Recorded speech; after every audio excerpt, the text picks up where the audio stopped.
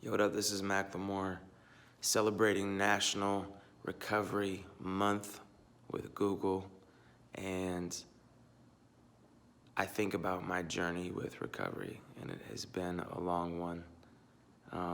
I never had an off switch with drugs and alcohol from the very first time that I ever used a mind-altering substance. There was no moderation. There was no control. So I knew from an early age that I didn't drink and smoke and use drugs like the rest of my friends.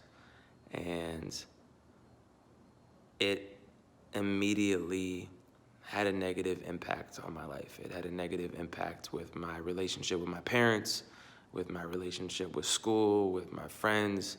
I changed into a person that I didn't want to be, but I couldn't get out of it. And I would do things to try to moderate my usage or take away this drug or quit drinking for the month or all these different ways of trying to impose control. And the truth is I was powerless. Once I put anything into my body, all bets were off.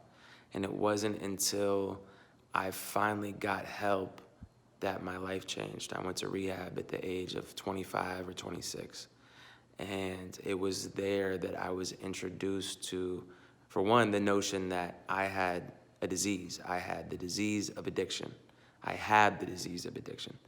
And that I was never going to be able to beat that disease, but recovery was possible, one day at a time. And I found the rooms of recovery. I found 12-step meetings. I found a sponsor and a program that supported me and wanted me to be the best version of myself. So that was an imperative step for me to realize that I wasn't in this alone. I could surrender.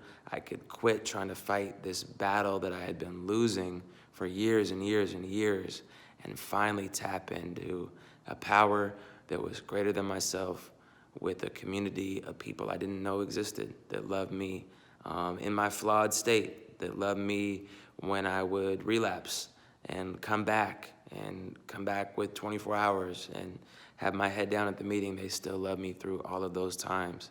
That was imperative for me and still remains imperative for me. 12-step meetings are a huge part of my weekly recovery. I need that in order to stay sane, to get out of my own way. Without that community, without the steps, without my sponsor, without my brothers in recovery that I tell everything to, without that, I am in this alone, and I just don't fare well alone. I just can't do it. Eventually, self-will starts kicking in. Eventually, I think that I can handle it. Eventually, the depression sets in, and a drink or a drug sounds like the best solution. And for me, it never is. That momentary relief has expired for me, and it just leads to more pain, leads to more isolation, and I'm gambling with my life.